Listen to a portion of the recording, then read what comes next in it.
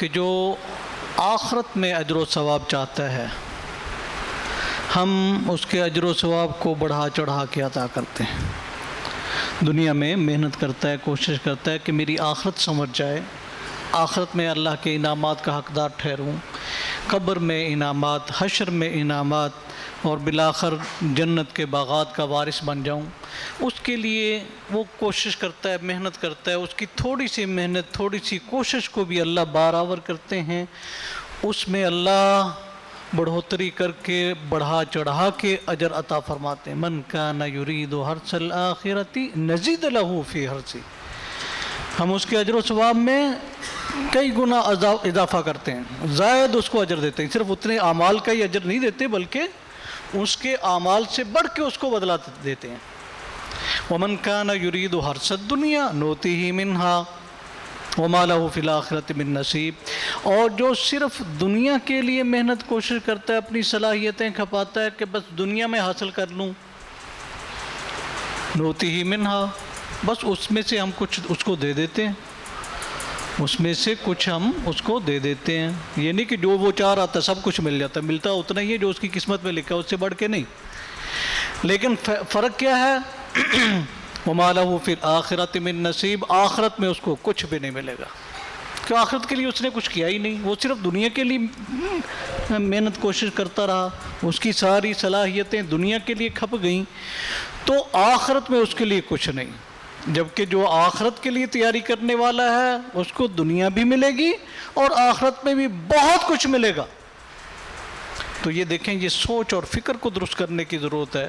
اس بات کو پیارے نبی صلی اللہ علیہ وسلم نے بہت پیارے انداز سے ہمیں سمجھایا ہے۔ حدیث مبارکہ میں آپ صلی اللہ علیہ وسلم نے فرمایا کہ وہ شخص جس کی غم، فکر، پریشانی ہر وقت یہ ہے کہ میری آخرت بہتر ہو جائے، اور ہر وقت اسی فکر میں رہتا ہے اور آخرت کی تیاری میں لگا رہتا ہے، اس کے اعمال سارے وہ ہیں جو آخرت میں اس کو فائدہ دینے والے ہیں، جو قبر میں کام آنے والے ہیں، جو حشر میں کام آنے والے ہیں، جو جنت میں اس کے لیے لے کے جانے والے ہیں۔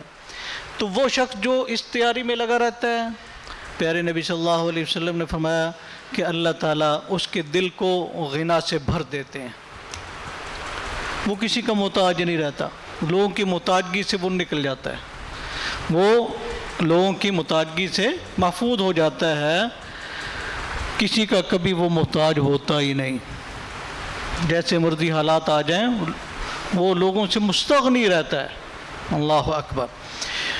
یہ ایک انعام اس کو ملتا ہے، اور دوسرا انعام اس کو یہ ملتا ہے اللہ اس کے کاموں کو سمیٹ دیتے ہیں، اللہ اس کے کاموں کو سمیٹ دیتے ہیں، وہ مارا نہیں پھرتا، اس کے کام سالوں کے مہینوں میں، مہینوں کے ہفتوں میں، ہفتوں کے دنوں میں، دنوں کے گھنٹوں میں، گھنٹوں کے منٹوں میں کام اس کے ہوتے چلے جاتے ہیں، اس کے تھوڑے وقت میں اللہ برکت ڈال دیتے ہیں، اس کو عبادات کے لیے بھی وقت مل جاتا ہے، نماز روزے کے لیے بھی وقت مل جاتا ہے، قرآن پڑھنے پڑھانے کے لیے بھی وقت مل جاتا ہے، سمجھنے سمجھانے کے لیے بھی وقت مل جاتا ہے، تبلیغ دعوت کے لیے بھی کام کرنے کے لیے بھی وقت مل جاتا ہے، اس کے کام میں اللہ برکت ڈال دیتے ہیں، اس کے کام سمٹ جاتے ہیں۔ یہ معمولی بات نہیں، یہ بہت بڑا اللہ کا انعام ہے۔ وہ اتتہ الدنیا وہی راغمہ، تیسرا بھی انعام ملتا ہے، اور تیسرا انعام کیا ملتا ہے؟ دنیا بھی اس کو ملتی ہے اور دنیا رسوا ہو کے اس کے قدموں میں آتی ہے، وہ دنیا کے لیے نہیں دوڑ رہا، وہ آخرت کے لیے دوڑ رہا ہے، دنیا اس کے پیچھے دوڑ رہی ہے۔ وہ اتتہ الدنیا وہی راغمۃ، دنیا اس کو آتی ہے ذلیل رسوا ہو کے اس کے پاس آتی ہے۔ یہ تین انعامات کس کے لیے؟ جو آخرت کی فکر میں لگ جاتا ہے، جو آخرت کی ٹینشن کو اپنے دل و دماغ میں ہر وقت سوار کر لیتا ہے کہ میں نے اپنی آخرت کو سنوارنا ہے۔ اور اس کے مقابلے میں ومن کانت الدنیا ہمہ، وہ شخص جو اپنے ہم فکر ہر وقت وہ دنیا کے پیچھے لگ جاتا ہے، دنیا کو سنوارنے کے لیے، دنیا میں اچھا سٹیٹس بنانے کے لیے، دنیا کی عیش و عشرت کے لیے، صرف دنیا ہی اس کا مطمع نظر ہے کہ میری دنیا بہتر ہو جائے، تو اس شخص کے لیے سب سے پہلی سزا اس کے بالکل برعکس، تین ہی اس کو سزائیں ملتی ہیں، جیسے اس کو تین انعامات ملے اس کو تین سزائیں۔ پہلی سزا یہ کہ اللہ اس کی آنکھوں میں بھوک رکھ دیتے ہیں، وہ کبھی سیر ہی نہیں ہوتا، فیکٹریاں، کارخانے، بینک بیلنس، جاگیریں، بہت کچھ، لیکن اس کی بھوک مٹتی ہی نہیں ہے۔ اللہ نے اس کو ایسی سزا دے رکھی ہے کہ اس کی بھوک ہی نہیں ختم ہوتی، وہ مارا ہی پھرتا ہے، اس کو جیسے بھی پوچھ لو، جب بھی پوچھو، وہ ادھر سے لاس ہو گیا، ادھر سے نقصان ہو گیا، وہ ہر وقت نہ شکر ہی کرے گا، کبھی شکر کا کلمہ اس کے منہ پہ آتا ہی نہیں ہے۔ اس کی آنکھوں کے سامنے اللہ بھوک رکھ دیتے ہیں، اس کی بھوک ختم ہی نہیں ہوتی، یہ سزا ملتی ہے اس کو۔ اور دوسری سزا اس کو کیا ملتی ہے؟ اس کے کاموں کو اللہ بکھیر دیتے ہیں، اس کے کام ہونے میں نہیں آتے، صبح شام دن رات، رات سوتے ہوئے بھی فون کر رہا ہے، ادھر رابطے کر رہا ہے، نیند نہیں آ رہی، گولیاں پھانک پھانک کے سو رہا ہے، نماز کے لیے وقت نہیں، روزہ نہیں رکھ سکتا، کوئی دعوت و تبلیغ نہیں کر سکتا، قرآن پڑھنے کے لیے ٹائم نہیں ہے، صلہ رحمی کے لیے وقت نہیں ہے، ماں باپ کو وقت دینے کے لیے اس کے پاس ٹائم نہیں ہے۔ ہاں، یوں وقت میں بے برکتی اللہ ڈال دیتے ہیں، اس کے کام یوں بکھر جاتے ہیں، مارا پھرتا ہے، اس کے کام ہوتے ہی نہیں، پھیلتے چلے جاتے ہیں اس کے کام، یہ سزا ہوتی ہے۔ اور تیسری سزا کیا ہے؟ تیسری سزا کہ کیا جو وہ چاہ رہا ہے مل جائے گا؟ ملے گا بھی وہی جو اس کے مقدر میں لکھا ہوا ہے، اس سے ایک لقمہ بھی زائد نہیں لے سکتا۔ اللہ اکبر۔ تو کیوں نہ ہم اپنی آخرت کو بہتر بنانے کے لیے محنت کوشش کریں، اپنی صلاحیتیں لگائیں۔ اللہ نے جو زندگی دی ہے، بہت قیمتی زندگی دی ہے، یہ ہمارے پاس بہت قیمتی متاع ہے، اس کو اللہ کی اطاعت میں لگائیں، آخرت کی فکر میں لگائیں۔ دنیا بھی سنورے گی، دنیا بھی ملے گی، ذلیل ہو کے آئے گی قدموں میں، اور آخرت میں بھی اللہ کے یہاں انعامات کے حقدار ٹھہریں گے۔ اللہ اکبر۔ تم یہاں بھی اللہ یہی فرما رہے، من کان یرید حرث الآخرۃ نؤتیہ منہا ومن کان یرید حرث الآخرۃ نزد له فی حرثہ ومن کان یرید حرث الدنیا نؤتیہ منہا وما له فی الآخرۃ من نصیب۔ اللہ اکبر۔ آگے اللہ فرماتے ہیں وَلَوْ بَسَطَ اللَّهُ الرِّزْقَ لِعِبَادِهِ لَبَغَوْا فِي الْأَرْضِ۔ یہ لوگ کہتے ہیں نا، لو جی اس کے پاس اتنا اللہ نے اس کو دے دیا ہے، میرے پاس کچھ بھی نہیں ہے، میرے پاس سائیکل بھی نہیں ہے، اس کے پاس اتنی لمبی لمبی گاڑیاں ہیں، وہ ہم اکٹھے رہتے تھے، اکٹھے پڑھتے تھے، یہ آگے نکل گیا، میں پیچھے رہ گیا، ہاں یہ میرا کزن تھا، وہ اس کو اتنے بھاگ لگ گئے، ایک دوسرے کے یہی دیکھ دیکھ کے ہم کڑتے جلتے رہتے ہیں۔ اور یہ اللہ کی تقسیم ہے، اللہ کی تقسیم ہے، اللہ کی تقسیم پہ راضی ہو جاؤ، یہ بہت بڑی غنا ہے۔ اللہ اکبر۔ پیارے نبی صلی اللہ علیہ وسلم، اغنى الناس بن جاؤ گے، لوگوں میں غنی ترین بن جاؤ گے اگر اللہ کی تقسیم پہ راضی رہنے والے بن جاؤ گے، اللہ کی تقسیم پہ راضی رہنے والے بن جائیں۔ اور یہ اللہ نے جو تقسیم کر رکھی ہے نا، اس میں بھی ہمارا ہی فائدہ ہے۔ وَلَوْ بَسَطَ اللَّهُ الرِّزْقَ لِعِبَادِهِ لَبَغَوْا فِي الْأَرْضِ۔ اگر اللہ سب کو ہی چودھری بنا دیتا، کیوں بھائی سارے ہی چودھری ہوتے تو معاشرہ حسین ہوتا۔ اور آپ کے جوتے کون پالش کرتا ہے، آپ کے کپڑے کون استری کرتا ہے، آپ کو کپڑے سلائی کر کے کون دیتا؟ وہ سارے ہی چودھری بنے ہوئے ہیں۔ آپ کو کھانا کون پکا کے دیتا؟ آپ کے لیے کون کسان جو ہے وہ محنت مزدوری کر کے تپتی دھوپ میں تمہارے لیے گندم کاٹ کے نکال کے تمہارے تک پہنچاتا؟ سارے چودھری بنے ہوئے ہیں۔ کیوں بھائی؟ اس میں حسن ہے، اللہ نے تمہاری خدمت کے لیے کتنے لوگوں کو لگا رکھا ہے۔ تو یہ اللہ کی تقسیم ہے۔ اگر اللہ سب کو برابر کر دیتے، لبغوا فی الارض، زمین میں فساد پھیل جاتا، لوگ باغی ہو جاتے، سرکش ہو جاتے، سارے ہی چودھری، سارے ہی ٹانگوں پہ ٹانگ رکھ کے بیٹھے ہوئے ہیں، کوئی کسی کا کہا ہی نہ مانتا، کسی کا کام ہی نہ ہوتا۔ تو یہ اللہ کی تقسیم میں بڑی حکمتیں ہیں۔ وما اصابکم من مصیبت فبما کسبت ایدیکم ویعفو عن کثیر۔ آگے اللہ فرماتے ہیں یہ جو تمہیں دنیا میں تکلیفیں آتی ہیں، پریشانیاں آتی ہیں، مصیبتیں آتی ہیں، یہ ایسے نہیں آ جاتی، تمہاری اپنی بدعمالیوں کا نتیجہ ہوتا ہے، کوئی تمہارے سے غلطی ہوتی ہے، کوئی خطا ہوتی ہے، اللہ اس کی تنبیہ کرتے ہیں۔ وما اصابکم من مصیبت فبما کسبت ایدیکم ویعفو عن کثیر۔ جبکہ بہت ساری تمہاری کوتاہیاں تو اللہ نظر انداز کرتے، معاف کر دیتے ہیں۔ بندہ سوچے تو میری کتنی غلطیاں ہیں، کتنی کوتاہیاں ہیں، کتنی خطائیں ہیں، ہر خطا پہ، ہر غلطی پہ اگر اللہ پکڑ کرے، آگے اللہ فرما رہے ہیں نا وَلَوْ يُؤَاخِذُ اللَّهُ النَّاسَ بِمَا كَسَبُوا مَا تَرَكَ عَلَى ظَهْرِهَا مِن دَابَّةٍ۔ اگر ہر بندے کی فوراً ہر غلطی پہ گرفت ہو، وہ زمین پہ کوئی چلتا پھرتا نظر ہی نہ آئے، میں اور آپ یہاں رہنے کے قابل ہی نہ ہوں۔ اگر ہر غلطی پہ، کوتاہی پہ، نافرمانی پہ، گناہ پہ اگر اللہ رب العالمین کی پکڑ ہو تو کیا ہو، کوئی چلتا نظر آئے زمین پہ؟ ہر انسان خطا کار ہے۔ ہاں تو اللہ کتنی خطائیں تمہاری نظر انداز کرتے ہیں، معاف کرتے ہیں۔ اللہ رب العالمین ہمیں معاف ہی فرمائے، ہمارے پردے ہی ڈالی رکھے۔ اللہ اکبر۔ ہاں یہاں صورتیں جو ہے شورا بھی ہے، زخرف بھی ہے، اور دخان بھی ہے، جاسیہ بھی ہے، تو تھوڑا تھوڑا ہم ہر صورت سے کچھ کوشش کرتے ہیں۔ آگے سورۃ زخرف میں اللہ فرماتے ہیں وَمَن يَعْشُ عَن ذِكْرِ الرَّحْمَنِ نُقَيِّضْ لَهُ شَيْطَانًا فَهُوَ لَهُ قَرِينٌ۔ جو قرآن کے بغیر زندگی بسر کرتا ہے نا، مارا مارا پھرتا ہے ادھر ادھر دنیا کے کاموں میں الجھا ہوا، قرآن پڑھنے کے لیے ٹائم ہی نہیں ہے۔ صبح ہوتی ہے، شام ہوتی ہے، یوں ہی زندگی تمام ہوتی ہے، قرآن کے لیے کوئی نہ پڑھنے کے لیے، نہ سمجھنے کے لیے، نہ عمل کرنے کے لیے اس کے پاس وقت ہی نہیں ہے۔ تو جس کی زندگی میں قرآن نہیں ہے، جو قرآن کے بغیر زندگی بسر کرتا ہے، وَمَن يَعْشُ عَن ذِكْرِ الرَّحْمَنِ نُقَيِّضْ لَهُ شَيْطَانًا فَهُوَ لَهُ قَرِينٌ۔ اللہ کہتے ہیں ہم اس کو دنیا میں کیسی سزا دیتے ہیں، اس پہ شیطان مسلط کر دیتے ہیں۔ جو قرآن کے بغیر زندگی بسر کرتا ہے، قرآن پڑھتا ہی نہیں، سال ہر سال بیت جاتے ہیں، مہینوں بیت جاتے ہیں، قرآن کو ہاتھ بھی نہیں لگاتا، سمجھتا ہی نہیں، پڑھتا ہی نہیں، قرآن کے بغیر زندگی بسر کرنے والا نقید لہو شیطانا فہو لہو قرین، اللہ اس پہ شیطان مسلط کر دیتے ہیں، ہم اس پہ شیطان مسلط کر دیتے ہیں۔ وہ اس کا ساتھی، پکا ساتھی، اس کے ساتھ چمٹ کے رہنے والا ساتھی بن جاتا ہے۔ وَإِنَّهُمْ لَيَصُدُّونَهُمْ عَنِ السَّبِيلِ وَيَحْسَبُونَ أَنَّهُمْ مُهْتَدُونَ۔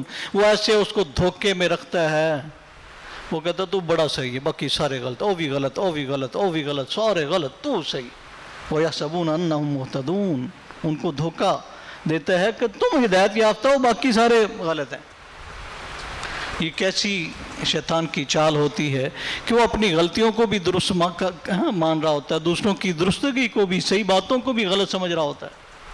یہ شیطان کی طرف سے اس کو یہ وَيَحْسَبُونَ أَنَّهُمْ مُهْتَدُونَ، اور پھر یہ کہ وَيَصُدُّونَهُمْ عَنِ السَّبِيلِ، وہ شیطان پھر ان کو راہ راست سے، نیکی کے کاموں سے روکتا بھی ہے، رکاوٹ بھی بنتا ہے، نیکی کا کام کرنے نہیں دیتا۔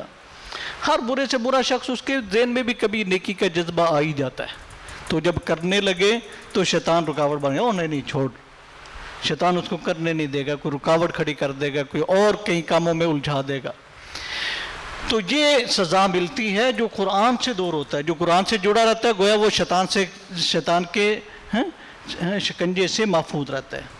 تو جو قرآن کو چھوڑتا ہے وہ شیطان کے شکنجے میں آ جاتا ہے، شیطان اس پہ مسلط ہو جاتا ہے۔ اس کی مثال آپ یوں سمجھ لیں کہ جیسے گھوڑے پہ کوئی سوار ہو، اس کی لگامیں اس کے ہاتھ میں ہوں، جہاں دوڑائے گا وہ دوڑے گا، جہاں روکے گا وہ رکے گا، جہاں بٹھائے گا اس کو وہ بیٹھے گا، جہاں اٹھائے گا، جہاں چلائے گا وہ چلے گا۔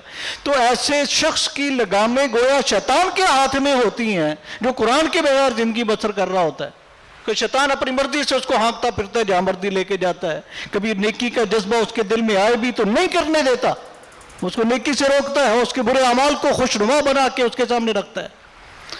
اللہ تعالی ہمیں شیطان کے شرارتوں سے محفوظ رکھے۔ اور سورۃ دخان میں اللہ فرماتے کم ترکوا من جنات وعیون وزروع ومقام کریم ونعمت كانوا فيها فاكهين كذلك وأورثناها قوما آخرين فما بكت عليهم السماء والأرض وما كانوا منذرين۔ کتنے لوگ بہت کچھ چھوڑ کے چلے گئے، کم ترکوا من جنات وعیون، بڑے باغ تھے ان کے، بڑی زمینیں تھیں، بڑے چشمے تھے، بہت کچھ تھا، وہ سب کچھ چھوڑ کے چلے گئے۔ کم ترکوا من جنات وعیون وزروع، کھیتیاں تھیں، ومقام کریم، بڑے اونچے خوبصورت عالی شان محلات تھے ان کے، وَنَعْمَةٍ كَانُوا فِيهَا فَاكِهِينَ، بڑی عیش و عشرت کی زندگی تھی، بہت ساز و سامان تھا ان کے پاس، بڑی راحت کی زندگی بسر کر رہے تھے۔ تو کیا ہوا؟ کتنے باغات، کتنے محلات، کتنی جاگیریں، کتنا کچھ، کتنا لاؤ لشکر چھوڑ گیا۔ كَذَلِكَ وَأَوْرَثْنَاهَا قَوْمًا آخَرِينَ، ان کے وارث ہم نے اوروں کو بنا دیا۔ وہ خالی ہاتھ دنیا سے گئے، قارون بھی آیا تھا، زمین میں دھنسا دیا، وہ سب کے سب خزانے اس کے یہاں رہ گئے۔ کوئی اس کے کام آ سکا؟ مال و دولت کبھی کسی کو دیکھا ہے ساتھ لے کے جاتے ہوئے؟ خالی ہاتھ جاتے ہیں، جیسے آئے تھے ویسے ہی چلے گئے اور سب کا سب یہاں ہی رہ گیا۔ تو تم کیا سمجھ رہے ہو یہ دنیا اکٹھی کر کے تمہارے کیا کام آئے گی؟ کیا ساتھ لے جاؤ گے؟ وہ ساتھ تو وہی ہے، پیارے نبی نے فرمایا جو اس نے کھا لیا ہضم کر لیا، جو پہن لیا وہ سیدھا کر لیا، جو آگے پہنچا دیا یہ ہے اس کا۔ آدمی کا کون سا ہے؟ جو آگے پہنچا دیا۔ نہیں ہم دیتے ہوئے ڈرتے ہیں، کچھ دینے پڑے تو اس میں ہال اٹھتا ہے، اوہ پیسے کم ہو جائیں گے۔ وہ یہی تمہارا ہے جو دے دیا، جو دے دیا وہ تمہارا ہے، وہ تمہارے کام آئے، وہ ذخیرہ ہو گیا، بینک میں جمع ہو گیا، وہ کئی گنا بن کے تمہیں ملے گا۔ اور وہ جو کھا لیا ہضم کر لیا، جو پہن لیا وہ سیدھا کر لیا، یہ ہے تمہارا۔ بس یہ 3 قسم کا مال تمہارا، باقی تمہارا نہیں ہے۔ تم کماتے رہو گے، باقی اور عیاشیاں کرنے والے ہوں گے۔ کم ترکوا من جنات وعیون وزروع ومقام کریم ونعمت كانوا فيها فاکہین كذلك وأورثناها قوما آخرین، اوروں کو ہم نے ان کا وارث بنا دیا۔ فما بکت، یہ الفاظ آئے ہیں رونگٹے کھڑے کرنے والے، فما بکت علیہم السماء والارض، نہ ان پہ آسمان رویا نہ زمین روئی۔ کتنے بڑے بڑے تھے، یعنی وہ گئے، وہ سمجھتے یہ تھے کہ ہم نہیں ہوں گے تو زمانہ رک جائے گا، یہ نظام درم برم ہو جائے گا، ہمارے سے کائنات چل رہی، اپنے آپ کو یوں سمجھتے تھے۔ لیکن جب گئے تو کچھ بھی نہیں، نہ آسمان رویا نہ زمین روئی۔ اللہ کے نافرمان جاتے ہیں، نہ آسمان روتا ہے نہ زمین روتی ہے۔ تو جو اللہ کے نیک بندے ہوتے ہیں، اللہ اکبر، جو اللہ کے نیک بندے ہوتے ہیں تو اس کا کیا مطلب ہے؟ اس پہ آسمان بھی آنسو بہاتا ہے، زمین بھی روتی ہے اس پہ۔ وہ بلکہ کچھ ایسے بھی خوش نصیب ہوتے ہیں، ایسے بھی خوش نصیب ہوتے ہیں۔ حضرت سعد بن معاذ رضی اللہ تعالیٰ عنہ کی جب وفات ہوئی تو پیارے نبی صلی اللہ علیہ وسلم نے فرمایا سعد کی موت سے اللہ کا عرش جھوم اٹھا ہے، اللہ کا عرش جھوم اٹھا ہے۔ تو کچھ ایسے بدبخت ہوتے نہ آسمان رویا نہ زمین روئی، فما بکت علیہم السماء والارض وما كانوا منظرین، ان کو مہلت بھی نہیں ملی۔ تو اللہ ہمیں ایسے غافلوں میں نہ کرے، اللہ ہمیں قرآن پڑھنے، سمجھنے، اس پہ عمل کرنے اور اس کو آگے پھیلانے کی توفیق دے۔ وآخر دعوانا ان الحمدللہ رب العالمین۔